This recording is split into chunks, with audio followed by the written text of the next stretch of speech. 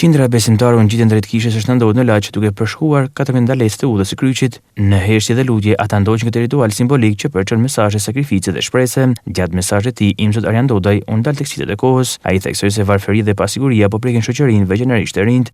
Sipas tij, lufta mbetet një plagë e rëndë me pasojë për jetën dhe ekonominë. Ai e cilësoi udhën e kryqit si një thirrje për shpresë dhe kthim të besimit, duke ftuar qytetarët të mos humbasin vlerat dhe të mos abuzojnë me të mirat. Realisht, siç po nënvizonit ju, para syve tanë e para syve të mbar njerëzimit, përvoja që më shumë e shënon këtë kohë është një përvojë negative, errësire, varfërie, mjerimi. Shohim jo vetëm luftet, por shohim dhe efektet dhe pasojat e saj.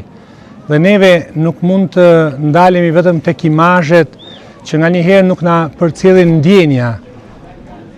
Papa Leoni para ca javësh thonte që të bësh luftën nuk është të luash, aty janë jetë njerëzish.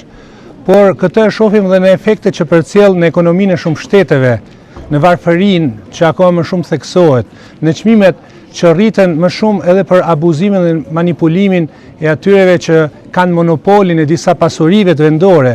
E kështu që ulla e kryqit do të jetë vetë dëshiron të jetë një qels në errësirë, pra një qels jete, që i thret ndërgjegjes për mos me abuzu me të mira që Zoti na ka besu. Pasi nuk kemi pronart asgjë, të gjithë jemi kalimtar.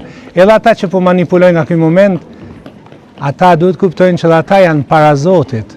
Edhe ata një ditë do të përgjigjen për përgjegjësitë e tyre. Fjalët nuk prekin më kërkënd.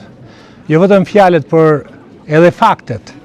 Të mos shofësh më të ri në shumë zona të Shqipërisë, të mos shofësh më të ri të angazhuar në jetën reale të shoqërisë sonë, o zëvendësimin e tyre me shumë persona që vinë nga vende tjera që janë mirë se ardhur, por në Shqipëri ka vend për gjithë. Të mos shofësh pikërisht që brezat e ri shqiptar ta trashëgojnë tokën e tyre të bekuar, të shenjtë, të bukur.